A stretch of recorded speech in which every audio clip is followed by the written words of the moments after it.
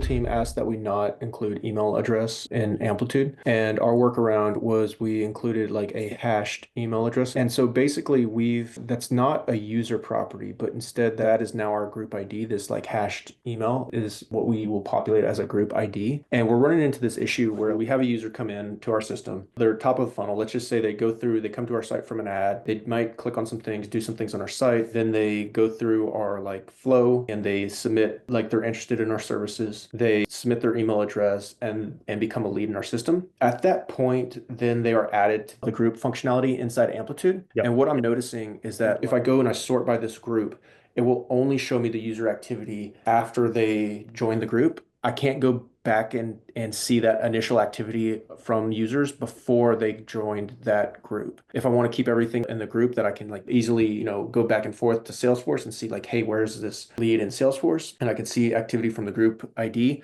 I only get to see things after the group was created. I don't get to see events that occur before the group was created. And I was just wondering if there's like a workaround or if there's anything that we can do to address that. When you say activity, I'm assuming you're meaning activity of the group, not the user. I guess in our case, most of the time, if the group is a lead, typically that lead is one person, and which that one person should be one user, but maybe there's multiple devices. Got Maybe it. there could be a situation where the lead is actually technically two people. But at the end of the day, what I'm gathering is like it feels like we're taking a group which should be a collection of users, right? But in reality, we're kind of treating that as like one user. So at the end of the day, what I want to do is I want to be able to like pull in Salesforce information like, is this person in our nurture status in Salesforce, or are they moving through the funnel?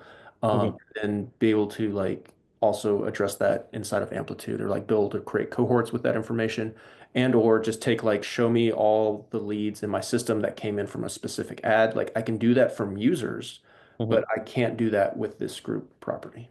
Got it. Can you show me like an example of such group property and how it looks like in your data right now? So here's an example right now. This group has two users. I suspect these might actually be the same person. So like, I guess if I wanted to see like events from these users and be able to like stretch backwards in time, how would that be possible? If you want to apply like filter on a particular group ID. So like group ID works on a user level in a similar fashion as a user property. So if you create any chart, so go ahead and click on the create button, open like a segmentation chart and filter by or like who performed and apply a filter on any event. So you see like a small filter or button on the and select group name.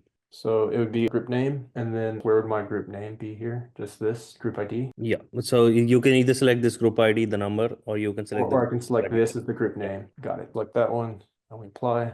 And then if I just add an event and then maybe like a few conversion events. This is interesting. I'll tell you like what this chart depicts. So for any user who is a part of this group right now, you can just like change the time range during last 30 days to something which is a bit more recent as well. But in last 30 days, any user who has been a part of this particular group, you are expanding their activity altogether. And you can So use we'll like go backwards in time. it will go backwards in time and you can create and use this segment in any chart that you want to, like create. Got it. Got it.